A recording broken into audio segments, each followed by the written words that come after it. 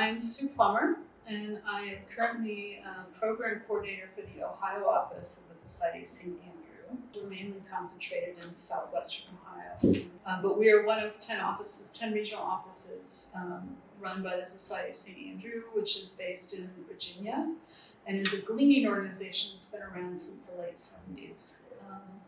And gleaning is working with farms to get any produce they have that is not going to make it to market. And quite often that means we organize volunteers to go into the fields and harvest it, because farmers don't have time to get the stuff that they're not marketing. But it's still good food, and it's amazing the stuff we get. It's some of the freshest stuff.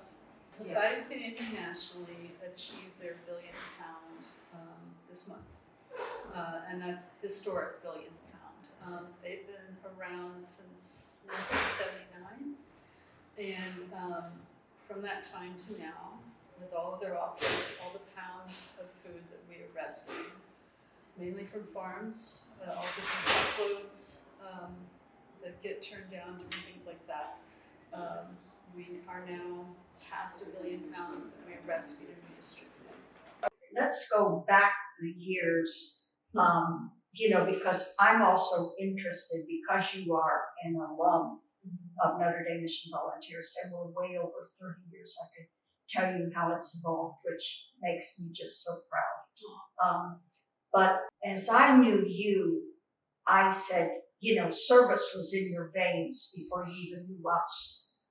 And was there anything in that experience that fortified what you already knew was a gift you had to give?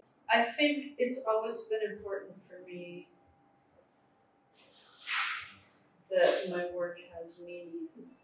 I got involved with Mercy Neighborhood Ministries in the Adult Basic Education program. I started out as administering the English as a Second Language program, which didn't end up lasting, and I ended up moving in full-time into their education department. And I've been trying to figure out how I fit into the teaching field for years, and that's where it finally fit. And I chose AmeriCorps because I was trying to figure out that thing, and this gave me an opportunity to do that. Well, even though it was, a small stipend, it was paying me to learn and see, is this a good fit? What was it about that year or 2 years that sparked you to say, yeah, there's something real in all of this? Mm-hmm. I can tell you that something about those 2 years and getting involved with that position, I felt like I brought everything I'd done before to the table for the first time in my life. And that was huge. I was able to work with adults there. I was able to feel like I connected with other human beings, not just the people I worked with, but the people I worked for, when I say that. And I was able to remind myself that I was getting as much as this.